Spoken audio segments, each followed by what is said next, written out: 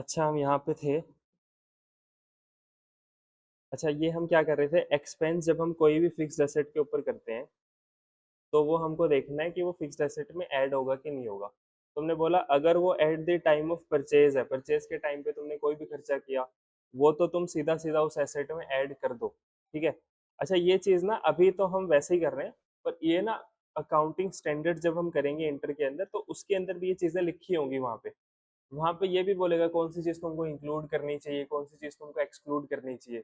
तो अभी हम क्या देख रहे हैं, जो भी खर्चा परचेज के टाइम पे करोगे वो सारा का सारा इंक्लूड कर देना, इसके अंदर ही जोड़ देना। तो सारी चीजें हमने जोड़ दी इसके अंदर। फिर जो टोटल अमाउंट आई उससे तुम जनरल एंट्री कर दो। फर्नीचर तुमने खरीदा है, फर्नीचर एक एसेट है, फर्नीचर अकाउंट डेबिट। तुमने पैसा दिया होगा तो पैसा का एसेट है, कम हो गया तो कैश अकाउंट। ठीक है। उसके बाद अगर तुम कोई खर्चा आफ्टर परचेज करते हो, खरीदने के बाद करते हो, तो तुमको देखना पड़ेगा वो खर्चा रेवेन्यू एक्सपेंडिचर है या वो कैपिटल एक्सपेंडिचर। अच्छा, जब मैं बोल रहा हूँ खरीदने के बाद, तो इसका मतलब क्या है कि तुमने आज कोई एसेट खरीदा और कल उस पर कोई खर्चा किया, तो ये at the time of purchase या आफ्टर परचेज है? नहीं, वो at the time of purchase ही माना जाएगा। At the time of purchase का मतलब है कि उसके आसपास नया तुमने कोई भी चीज खरीदी थी, नई या पुरानी जो भी है। हाँ, कि उसके बाद तुम कोई भी खर्चा करते हो वो आफ्टर परचेज है। तो यहाँ पे जरूरी नहीं है उसी दिन करोगे। जैसे मान लेता हूँ मैंने एसी मंगाया, एसी आ तो गया था 26 तारीख को, 26 जून को, पर उसकी इंस्टॉलेशन हुई 28 जून को। तो क्या ये इंस्टॉलेशन काउंट नहीं होगी? ये काउंट होगी। ये भी काम क्या मानी जाएगी? At the time of purchase ही मानी जाएगी, कि परचेज करते हुए ही ये खर्चा हुआ है। ठीक है। और जब आफ्टर परचेज है तो हमको देखना पड़ेगा वो खर्चा रेवेन्यू है या फिर वो कैपिटल एक्सपेंडिचर है, तो वही देख रहे हैं हम। अच्छा, पहली बात तो रेवेन्यू और कैपिटल एक्सपेंडिचर में हमको फर्क करने की जरूरत ही क्यों है? एक्सपेंडिचर का मतलब क्या होता है? रेवेन्यू और कैपिटल हम किसकी बात कर रहे हैं? कोई भी एक्सपेंडिचर, ऐसे ही रिसीट भी आएंगी आगे जाके। जैसे एक्सपेंडिचर दो तरह के हो सकते हैं, रेवेन्यू और कैपिटल, ऐसे रिसीट भी दो तरह की हो सकती है, रेवेन्यू और कैपिटल। तो एक्सपेंडिचर का मतलब क्या होता है? एक्सपेंडिचर का मतलब होता है हम कोई भी पेमेंट करते हैं, अगर कोई भी पेमेंट, खर्चे का कोई मतलब नहीं है एक्सपेंडिचर से। एक्सपेंडिचर खर्चा नहीं होता, एक्सपेंडिचर क्या होती है? कोई भी पेमेंट। तो कोई भी पेमेंट करते हैं वो हमारी रेवेन्यू भी हो सकती है और कैपिटल भी हो सकती है, मतलब वो रेवेन्यू एक्सपेंडिचर भी हो सकता है, कैपिटल एक्सपेंडिचर। तो हमको क्यों पता लगाना है कि वो खर्चा रेवेन्यू है या कैपिटल है? क्या करेंगे पता लगा के? यही तो है कि यहाँ पे हमने परचेज के बाद किया तो पता लगाओ पहले। क्यों पता लगाना है रेवेन्यू है कैपिटल है वो? ये हमको आंसर है इसका जो मैचिंग कॉन्सेप्ट बोलता है हमारा। मैचिंग कॉन्सेप्ट क्या बोलता है कि तुम जिस टाइम की रेवेन्यू रिकॉर्ड कर रहे हो ना, उसी पीरियड के तुम खर्चे भी इसमें से माइनस करोगे, ताकि सही प्रॉफिट या लॉस निकल जाए। ठीक है। सही प्रॉफिट या लॉस निकालना है तो हमको ऐसा करना पड़ेगा। जैसे मान लेता हूँ कि मैंने कोई खरीदा, मैंने एक मशीन खरीदी, जो मशीन थी 5 लाख रुपए की। अच्छा, क्या ये मशीन 5 लाख की जो मशीन है वो एक साल ही चलेगी? वो तो काफी सारे साल चलेगी। और हम एज्यूम करके चल रहे हैं हमारा बिजनेस क्या है, गोइंग कंसर्न है, चलता रहेगा हमारा बिजनेस। तो ये 5 लाख वाली मशीन हमको बहुत साल कमा के देगी। मान लेता हूँ ये मशीन चलेगी हमारी 5 साल। तो 5 साल तक ये मशीन हमको गुड्स प्रोड्यूस करके देगी, जिसकी वजह से मैं सेल करूंगा और उससे पैसा कमाऊंगा। ठीक है। तो इसका जो रेवेन्यू आएगा वो एक साल में नहीं आएगा, वो 5 साल तक आता रहेगा हमको। ठीक है। तो मैचिंग कॉन्सेप्ट बोलता है कि अगर तुमको 5 साल तक ये कमा के दे रही है, तो इस पे जो तुम खर्चा करके आए हो ना, ये भी 5 साल में बांट दो तुम। ऐसा नहीं करोगे पहले साल में ही तुम बोलो 5 लाख का खर्चा हो गया।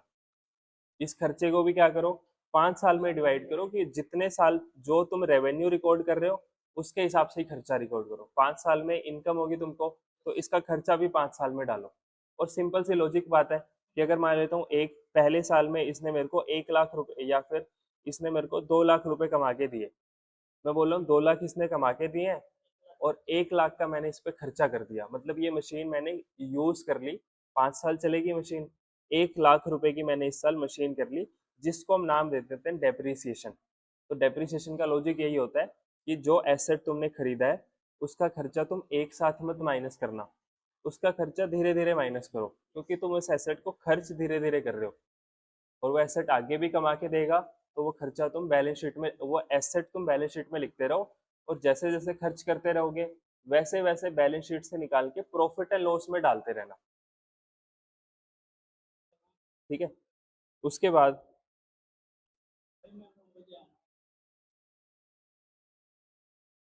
ये हो गया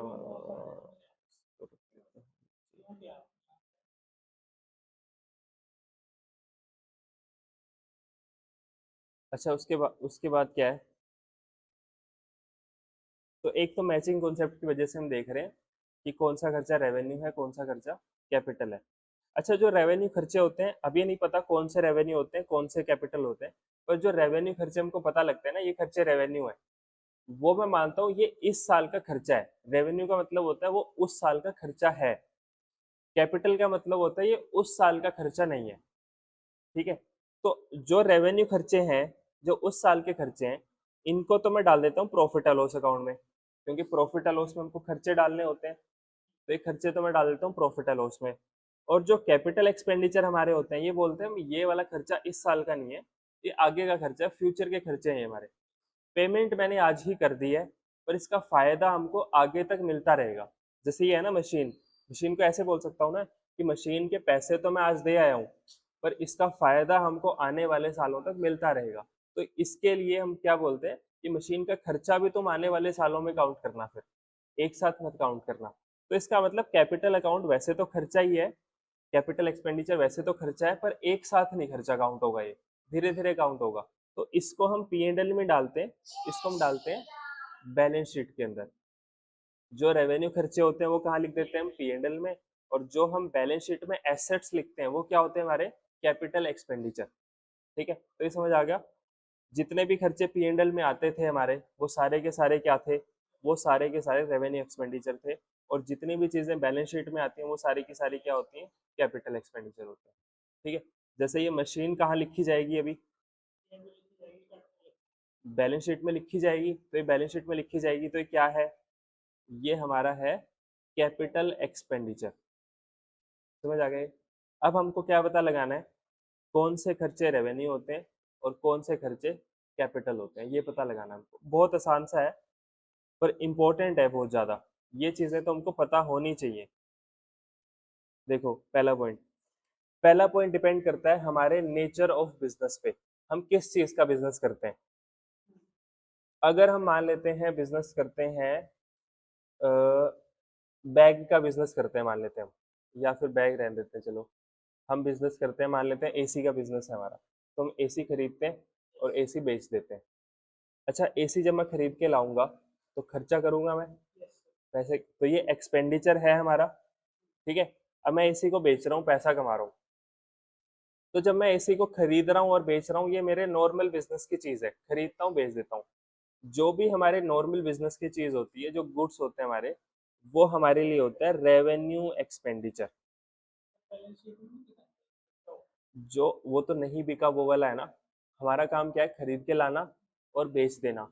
वो सामान जो मैं खरीद के लाया और बेच दिया, वो हम लिखते थे ट्रेडिंग अकाउंट में, टू परचेज लिखते थे ना। अच्छा, ये पी एंड एल का मतलब सिर्फ पी एंड एल नहीं है, ट्रेडिंग अकाउंट भी काउंट हो रहा है इसके अंदर, क्योंकि कंपनी के केस में हम एक ही बनाएंगे, statement of P and L. वही ट्रेडिंग है, वही पी एंड एल है, मिक्स हो गए।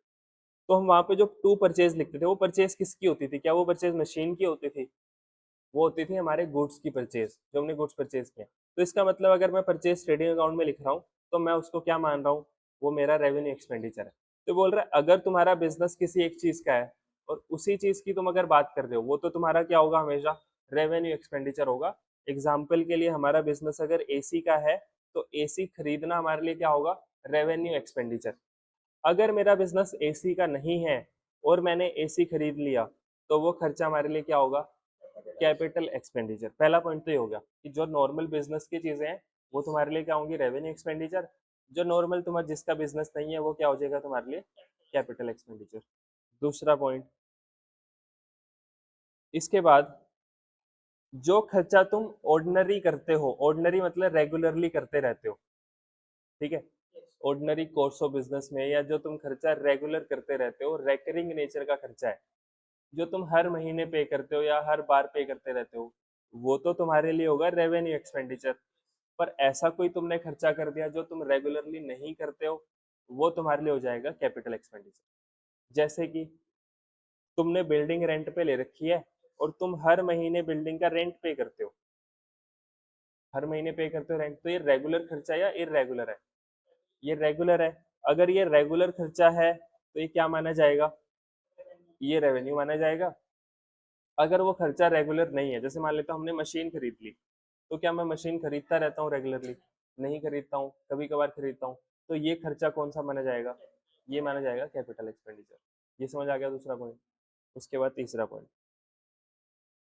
अगर तुमने ऐसा कोई खर्चा किया जिसका बेनिफिट तुमको विद इन 1 ईयर मिल जाएगा, ऐसा कोई खर्चा किया जिसका बेनिफिट तुमको 1 साल के अंदर अंदर मिल जाएगा, तो वो तो है रेवेन्यू एक्सपेंडिचर। ऐसा तुमने खर्चा किया जिसका बेनिफिट 1 साल के बाद मिलेगा, तो वो खर्चा क्या है? Capital expenditure. तो इजी सा पॉइंट है। अच्छा, तो यहाँ पे देख के ये लग रहा है ना कि जो नॉर्मली हमारे खर्चे होते रहते हैं वो तो रेवेन्यू होते हैं, पर मैं ऐसा कोई खास खर्चा कर देता हूँ जिसका बेनिफिट मेरे को बाद तक मिलता रहता है, वो कैपिटल एक्सपेंडिचर होते हैं हमारे। उसको हमको बैलेंस शीट में ही लिखना चाहिए, क्योंकि उसका फायदा बाद में मिलेगा। तो वो मेरे लिए खर्चा नहीं है, वो मेरे लिए एसेट है। जब मैं उस एसेट को खर्च करता जाऊंगा, अच्छा ये दिख रहा है तुमको, अभी तो मैं इसको बैलेंस शीट में डाल रहा हूँ, पर ये भी खर्चे कभी ना कभी तो पी एंड एल में ही जाएंगे। मैंने अभी तो मशीन कैपिटल एक्सपेंडिचर मान के बैलेंस शीट में लिख दी, पर जैसे जैसे मैं मशीन खर्च करता जाऊंगा, वैसे मशीन की डेप्रिसिएशन पी एंड एल में जाती जाएगी। तो जो चीजें कैपिटल एक्सपेंडिचर है, वो भी कभी ना कभी जाके रेवेन्यू एक्सपेंडिचर हमारा बन जाती है। ठीक है, पर आज मैं उसको क्लासिफाई कर रहा हूँ, आज मैं इसको अलग अलग कर रहा हूँ, कौन सी रेवेन्यू है कौन सी कैपिटल है।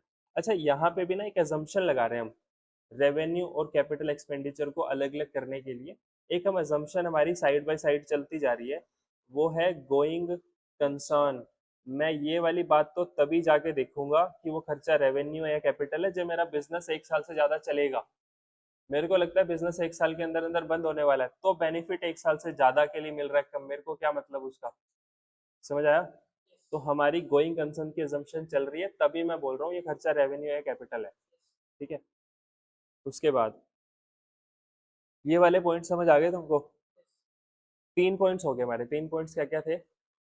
अगर मैंने कोई बिजनेस खरीद, जिस चीज का मेरा बिजनेस है उस चीज की बात अगर हो रही है तो वो रेवेन्यू एक्सपेंडिचर होगा। अगर मेरा फर्नीचर का बिजनेस है तो फर्नीचर मेरे लिए रेवेन्यू एक्सपेंडिचर होगा, फर्नीचर खरीदना। पर अगर मेरा फर्नीचर का बिजनेस नहीं है तो वो मेरे लिए कैपिटल एक्सपेंडिचर होगा। दूसरी चीज, अगर मैं कोई ऐसा खर्चा करता हूँ जो मैं रेगुलरली पे करता हूँ, जो खर्चा मेरा बार बार होता रहता है एक्सपेंडिचर, तो वो मेरे लिए होगा रेवेन्यू एक्सपेंडिचर। अगर कोई खर्चा ऐसा है जो बार बार नहीं होता है, तो वो होगा हमारे लिए कैपिटल एक्सपेंडिचर। दूसरा, अगर ऐसा कोई खर्चा किया जिसका बेनिफिट हमको 1 साल से ज्यादा के लिए मिल गया, तो वो तो कैपिटल हो जाएगा। अगर ऐसा कोई खर्चा है जिसका बेनिफिट 1 साल के अंदर अंदर मिलेगा, वो हमारे लिए रेवेन्यू एक्सपेंडिचर होगा। एक और पॉइंट देख लेते हैं इसका, वो क्या है? मैंने ऐसा कोई खर्चा किया जिससे उस एसेट की एफिशिएंसी बढ़ी नहीं है, मेंटेन हो रही है। अच्छा, हम अब बात तो यही कर रहे थे ना, कोई एसेट के ऊपर कोई खर्चा किया मैंने, तो इससे रिलेटेड एक पॉइंट है कि मैंने किसी एसेट के ऊपर ही खर्चा किया है। खर्चा तो एसेट के ऊपर ही किया है, पर उस खर्चे से उस एसेट की वैल्यू या उस एसेट की एफिशिएंसी बढ़ी नहीं है, मेंटेन हो रही है। जैसे तुम बाइक की सर्विस करवाते हो रेगुलरली, या कार की सर्विस हमको करवानी पड़ती है रेगुलरली, तो अगर मैं वो सर्विस करवा रहा हूँ, मैं क्या चाहता हूँ, उसे उसकी एफिशिएंसी बढ़ जाए या वो मेंटेन रहे बाइक? मेंटेन रहे ना वो बाइक। मैं ये तो नहीं चाहता कि अगर वो आज 100 किलोमीटर पर आवर से चलती है, उसकी टॉप स्पीड इतनी है, तो मैं रेगुलर सर्विस करवाऊंगा तो उसकी स्पीड बढ़ के 150 किलोमीटर पर आवर हो जाएगी। ऐसा तो नहीं है। मैं क्या चाहता हूँ कि इसकी जो एफिशिएंसी है वो मेंटेन रहे, इसकी जो माइलेज है, इसकी जो भी चीजें हैं, वो सारी चीजें ब्रेक टाइम से लग जाए तो वो मेंटेन रहे बाइक। इसके लिए जो मैंने उसकी सर्विस करवाई, वो सर्विस कौन सी है, वो खर्चा कौन सा होगा? वो खर्चा होगा रेवेन्यू एक्सपेंडिचर। वो रेगुलर खर्चा है ना हमारा, हर बार करवाते ही रहते हैं, हर बार सर्विस करवाते हैं। फिर से ये वाला पॉइंट फिर से आ गया, रेगुलर होती है सर्विस, तो रेगुलर होती है तो कौन सा खर्चा है? Revenue expenditure. तो अगर मैंने ऐसा कोई खर्चा किया जिससे उसकी एफिशिएंसी क्या हो रही है? मेंटेन हो रही है, तो वो खर्चा कौन सा होगा? Revenue expenditure. अगर मैंने ऐसा कोई खर्चा किया जिससे उसकी एफिशिएंसी इंक्रीज होगी, बढ़ेगी, तो वो खर्चा कौन सा होगा? Capital expenditure. मेरे पास एक कार थी, मैंने क्या किया, उसकी मॉडिफिकेशन करवाई दी, और मॉडिफिकेशन ऐसी नहीं करवाई कि जो ये फैंसी सी चीज़ें, टेपिंग करवा दी, स्टिकर लगा दिया, ऐसा कुछ नहीं करवाया मैंने। इंजन मॉडिफाई करवा दिया उसका। इंजन मॉडिफाई करने से ट्यूनिंग उसकी मैंने ऐसी करवा दी कि उसकी टॉप स्पीड अब बढ़ गई है, परफॉर्मेंस बढ़ गई उसकी। तो परफॉर्मेंस बढ़ गई तो क्या हो गया, पहले वो चलती थी मान लेते हैं 180 पे, अब वो 250 तो आराम से चली जाती है। उसकी एफिशिएंसी बढ़ गई है, एफिशिएंसी बढ़ गई तो वो खर्चा कौन सा है? वो कैपिटल एक्सपेंडिचर। अच्छा, ये कार अगर मैं बेचने जाऊंगा तो सस्ती नहीं बिकेगी अब ये कार महंगी बिकेगी। तो महंगी बिकेगी तो उसकी एफिशिएंसी क्या हुई है? बढ़ गई है। ये समझ आ गया? तो वो खर्चा कौन सा होगा? Capital expenditure. ठीक है। जैसे मान लेते हैं हमारे पास कोई बिल्डिंग है, और बिल्डिंग का जो पेंट है वो तो खराब होता ही रहता है टाइम टू टाइम, तो हम उसको चेंज करवाते रहते हैं। फिर से मैंने उसकी वाइट वॉश करवा दिया, उस पर नॉर्मल पेंट करा दिया। तो ये खर्चा कौन सा है? रेवेन्यू या कैपिटल है? रेवेन्यू। तो बार बार करना पड़ता है हमको। ठीक है। अगर मान लेता हूँ बिल्डिंग के अंदर पहले 5 कमरे थे हमारे पास, मेरे पास थोड़ा सा स्पेस था, मैंने एक कमरा और बना दिया इसके अंदर, तो ये कौन सा एक्सपेंडिचर है? रेवेन्यू या कैपिटल? ये कैपिटल एक्सपेंडिचर है, क्योंकि अब मेरे बिल्डिंग की एफिशिएंसी बढ़ गई है। पहले जहाँ पे 5 कैबिन्स थे इस बिल्डिंग में, अब 6 कैबिन हो गए, जिसकी वजह से एक कैबिन और बढ़ गया, तो एफिशिएंसी बढ़ गई हमारी बिल्डिंग की। समझ आ गया? तो ये पॉइंट्स थे, सिंपल सिंपल से पॉइंट्स हैं। तो अब तो हमको वैसे ही देख के पता लग जाएगा ये खर्चा रेवेन्यू है या कैपिटल है। ठीक है। चलो अब यहाँ पे चलते हैं। हाँ, यही है, बस रिसीट को नहीं किया अभी हमने। रिसीट, रेवेन्यू रिसीट की बात नहीं की है। वो तो इतना सा लिखा हुआ है बस इसके अंदर, छोटा सा 3-4 उसमें लाइनों में बात की हुई है उसके बारे में। बाकी यही था। तो कैपिटल, पेमेंट्स भी हो सकती हैं, रिसीट्स। पेमेंट्स हम किसको बोल रहे हैं? एक्सपेंडिचर को बोल रहे हैं। तो जो हमारा एक्सपेंडिचर है वो कैपिटल एक्सपेंडिचर भी हो सकता है, वो रेवेन्यू एक्सपेंडिचर भी हो सकता है। जो हमारी रिसीट्स हैं वो कैपिटल रिसीट्स भी हो सकती हैं, रेवेन्यू रिसीट्स भी हो सकती हैं। पहले हम बात करें एक्सपेंडिचर की। तो एक्सपेंडिचर कैसे पता लगेगा कौन सा खर्चा रेवेन्यू है या कौन सा खर्चा कैपिटल एक्सपेंडिचर है? तो उसके लिए सबसे पहली चीज है नेचर ऑफ बिजनेस। सबसे पहले तो ये देखो तुम्हारा बिजनेस किस चीज का है। For a trader dealing in furniture, कोई ऐसा बंदा है जो फर्नीचर में डील करता है, तो उसके लिए फर्नीचर खरीदना रेवेन्यू एक्सपेंडिचर होगा या कैपिटल एक्सपेंडिचर होगा? रेवेन्यू होगा। Purchase of furniture is revenue expenditure, but for any other trade the purchase of furniture should be treated as capital expenditure and shown in the balance sheet as asset. Furniture को खरीदेगा तो वो कहाँ दिखाएगा? Balance sheet में दिखाएगा। Therefore, the nature of business is very important criteria in separating an expenditure between capital and revenue. अगर तुमने कैपिटल एक्सपेंडिचर को अलग अलग करना है कैपिटल रेवेन्यू में, तो सबसे पहली चीज क्या देखो तुम? बिजनेस देखो, तुम्हारा बिजनेस किस चीज का है। ये हो गया पहला पॉइंट। दूसरा point, recurring nature of expenditure. अगर वो खर्चा बार बार होता है, रेकरिंग का मतलब होता है री अकरिंग, री अकर, बार बार अकर हो रहा है, वो खर्चा बार बार हो रहा है, तो वो क्या होगा? तो रेवेन्यू होगा। बार बार नहीं हो रहा तो कैपिटल होगा। If the frequency of an expense is quite often in an accounting year, then it is said to be an expenditure of revenue nature. एक अकाउंटिंग ईयर में वो खर्चा बार बार होता रहता है, तो वो खर्चा कौन सा होगा? Revenue. While non recurring expenditure is infrequent in nature, और जो नॉन रेकरिंग होते हैं, नॉन रेकरिंग मतलब कैपिटल एक्सपेंडिचर जो होते हैं वो इनफ्रीक्वेंट होते हैं and do not occur often in an accounting year. वो ऑफन, ऑफन का मतलब क्या होता है?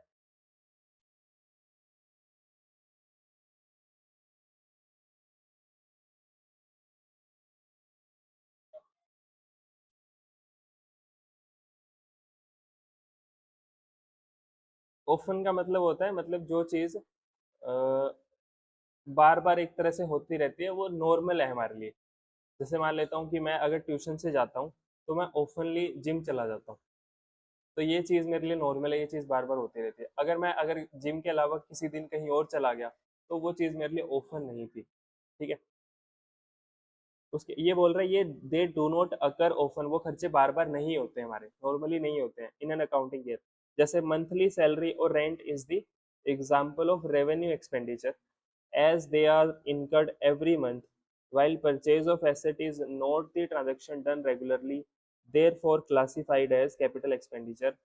यहाँ पे क्या बोला, बोल रहा है जो मंथली सैलरी या रेंट तुम पे करते हो वो क्या है तुम्हारे लिए, revenue expenditure, as they are incurred every month, क्योंकि तुम हर महीने पे कर रहे हो। वाइल परचेज ऑफ एसेट, अगर तुमने कोई एसेट खरीद लिया तो वो तुम रेगुलरली नहीं करते हो, तो वो क्या माना जाएगा, कैपिटल एक्सपेंडिचर।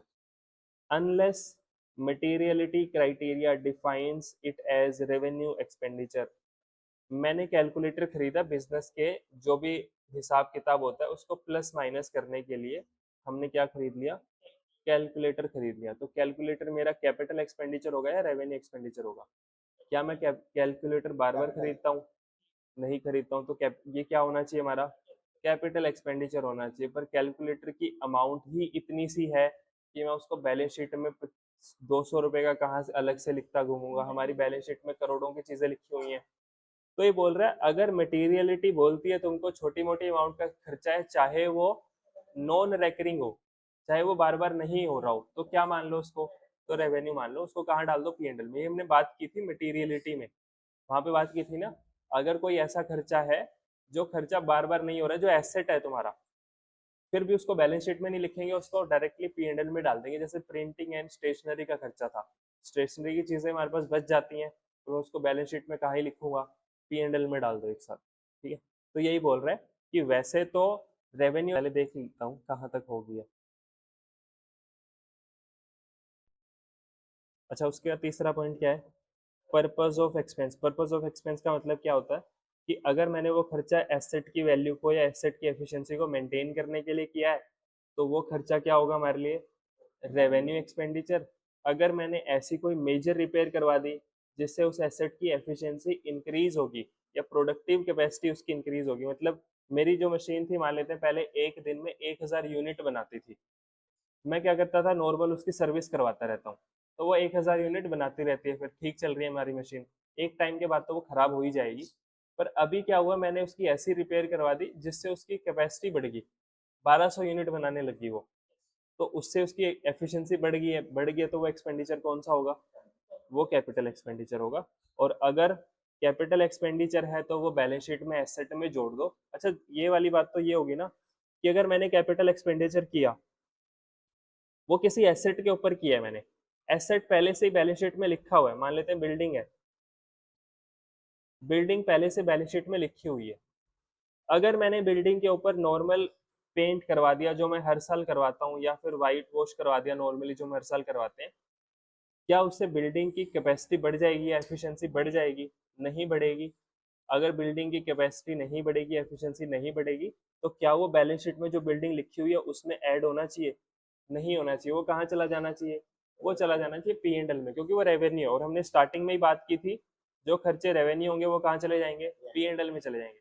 अगर मैंने उसके अंदर बिल्डिंग के अंदर एक और रूम ऐड कर दिया, नया कंस्ट्रक्ट कर दिया, तो उससे बिल्डिंग की एफिशिएंसी बढ़ गई, तो ये वाला जो खर्चा है ये पीएनएल में नहीं जाएगा, ये कहाँ जाएगा, ये बैलेंस शीट में ऐड हो जाएगा, बिल्डिंग में ही ऐड कर देंगे इसको। ठीक है, उसके बाद अगला है effect on revenue generating capacity of the business, कि बिजनेस की जो रेवेन्यू जनरेटिंग कैपेसिटी, मतलब हमने कोई खर्चा किया जिससे हमको बेनिफिट एक साल के अंदर अंदर ही मिल गया, तो वो खर्चा कौन सा होगा, रेवेन्यू होगा। On the other hand, if expenditure helps to generate revenue over more than one accounting period, it is generally called capital expenditure. तो यहाँ पे ये था कि अगर हमको कोई खर्चा इनकम जनरेट करके दे रहा है करंट अकाउंटिंग पीरियड के अंदर अंदर ही, तो वो रेवेन्यू होगा। अगर एक साल के बाद कोई खर्चा है जो रेवेन्यू जनरेट करके दे रहा है, तो वो कैपिटल एक्सपेंडिचर होगा।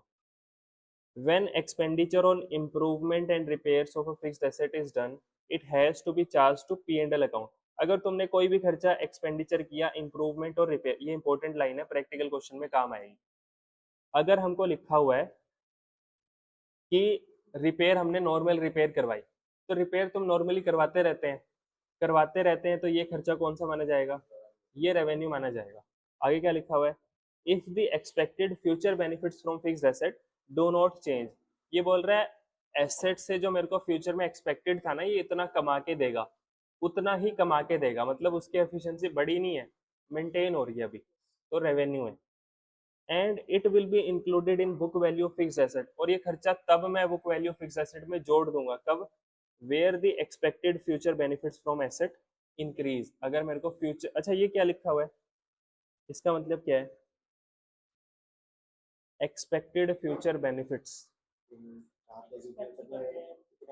कितना बेनिफिट हमको होगा अगर वो मेंटेन होता है, तो वो रेवेन्यू है। अगर वो खर्चा, जो बेनिफिट मेरे को लग रहा है वो फ्यूचर में बढ़ जाएगा, तो वो कैपिटल एक्सपेंडिचर होगा। हाँ, तो डिक्रीज हो गया तो वो खर्चा ही है हमारा। हाँ, उसके इंक्रीज होगा तभी कैपिटल एक्सपेंडिचर है। डिक्रीज हो रहा है, डिक्रीज तो नॉर्मली होता ही है ना, किसी भी एसेट के ऊपर डेप्रिसिएशन लगती जाती है तो वो डिक्रीज होता ही जाता है, वो तो रेवेन्यू ही है। उसके बाद मटेरियलिटी ऑफ अमाउंट इन्वॉल्व, ये लास्ट पॉइंट आ गया मटेरियलिटी का, कि मेरे को पता लग गया रेवेन्यू या कैपिटल, पता लगा दिया कैपिटल है ये, फिर भी अमाउंट उसकी इतनी छोटी सी थी, मैं बोल रहा हूँ इसको क्या बैलेंस शीट में लिखूंगा, इसको डालो पी एंड एल में। ठीक है, relative proportion of amount involved is another important consideration is distinction between revenue and capital। तो लास्ट की चीज क्या है, मटेरियलिटी तो हमको देखनी ही पड़ेगी, कि चाहे मेरे को पता भी लग गया ये कैपिटल एक्सपेंडिचर, फिर भी उसकी अमाउंट इतनी छोटी सी है, वो इमटेरियल है हमारे लिए। इमटेरियल का मतलब क्या होता है, बहुत कम अमाउंट की वो चीज है, उसको फिर हम कैपिटल एक्सपेंडिचर मान के बैलेंस शीट में क्या ही लिखेंगे, उसको तो फिर हम बाद में पी एंड एल में डाल देंगे। तो मटेरियलिटी भी एक फैक्टर है जो डिपेंड करती है कोई खर्चा रेवेन्यू होगा या कैपिटल होगा। मतलब ये तो सिंपल ये बात होगी, कोई खर्चा कैपिटल होगा या नहीं होगा, वो मटेरियलिटी पे डिपेंड करेगा। ठीक है,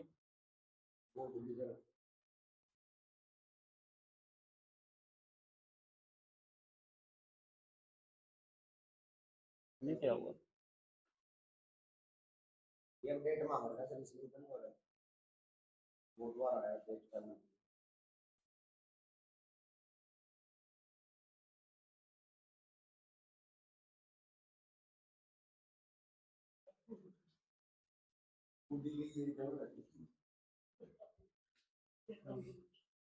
ये हो गया। अच्छा, उसके बाद अब डिफरेंस देखो क्या है, की difference period of benefit, capital expenditure का बेनिफिट एक साल के अंदर अंदर मिलेगा या एक साल के बाद मिलेगा, तो ये इसका बेनिफिट मिलता है लॉन्ग पीरियड के लिए, और इसका बेनिफिट मिलता है हमको शॉर्ट टर्म या फिर करंट पीरियड के लिए, मतलब करंट पीरियड मतलब जो साल चल रहा है हमारा उसके अंदर।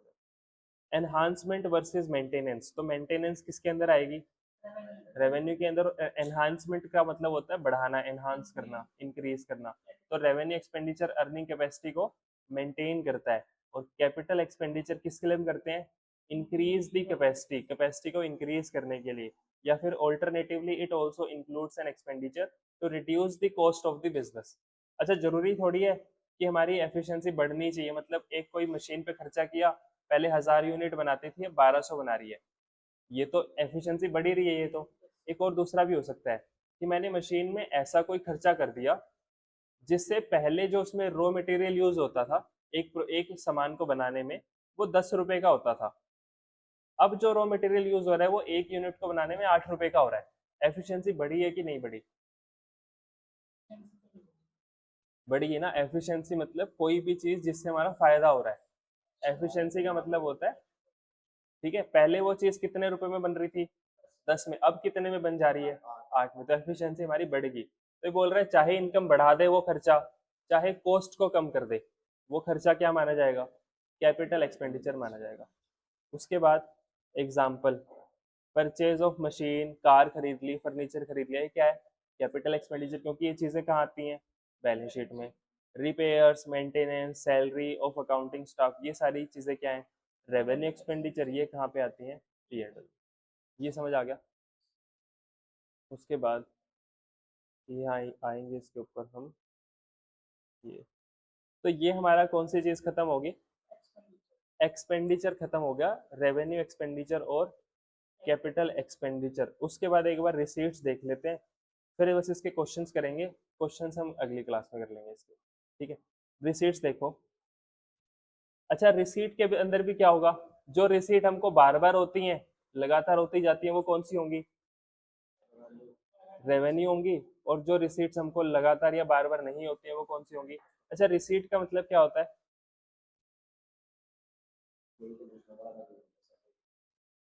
रिसीट का मतलब होता है पैसा मिलना, एक्सपेंडिचर क्या होता है, पेमेंट, पैसे पे करना। पेमेंट दो तरह की हो सकती है, रेवेन्यू और कैपिटल। ऐसे रिसीट्स मतलब पैसा जब हमारे पास आ रहा है, वो भी दो तरह, रिसीव हो रहा है तो वो भी दो तरह का, इनकम होगी एक तरह से, रेवेन्यू हो गया, और कैपिटल रिसीट होगी। उसके बाद तो बोल रहा है जैसे कैपिटल और रेवेन्यू एक्सपेंडिचर को अलग अलग करना जरूरी होता है हमारे लिए, वैसे ही रिसीट्स और रेवेन्यू रिसीट और कैपिटल रिसीट्स को भी अलग अलग करना जरूरी होता है। Receipts which are obtained in course of normal business activities are revenue receipts. जो नॉर्मल बिजनेस एक्टिविटीज से हमको पैसा आता रहता है वो कौन सी होती है, रेवेन्यू रिसीट। जैसे receipt from sale of goods और सर्विसेज, इंटरेस्ट इनकम, मैंने कहीं पे पैसा किसी को लोन दिया हुआ है, उससे मेरे को इंटरेस्ट मिलता रहा है, मिलता जा रहा है। हमने किसी को अपनी बिल्डिंग रेंट पे दे रखी है, उससे हमको क्या मिलता जा रहा है, रेंट मिलता जा रहा है। हमने किसी कंपनी में शेयर्स खरीदे हुए हैं, उससे हमको डिविडेंड मिलता जा रहा है। तो ये सारी चीजें क्या है, रेवेन्यू रिसीट्स हैं। On the other hand,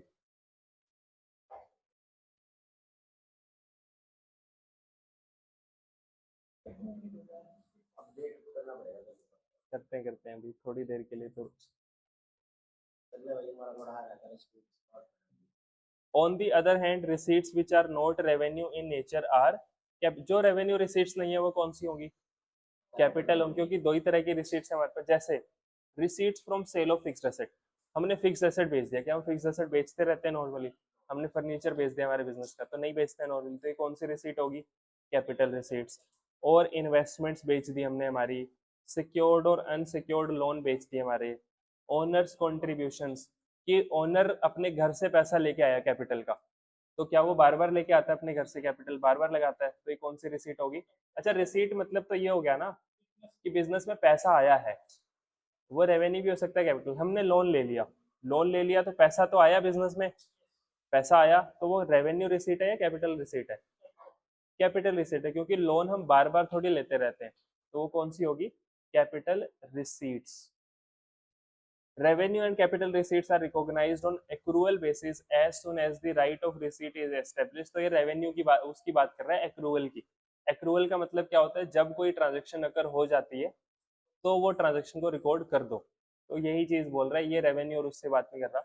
revenue receipt should not be equated with the accrual actual cash receipt, revenue receipts are credited to the profit and loss account. तो ये तो हमको पता है, रेवेन्यू रिसीट्स कहाँ आती हैं, पी एंड एल के क्रेडिट में, और रेवेन्यू एक्सपेंडिचर कहाँ आते थे, पी एंड एल के डेबिट में। ये हो गया।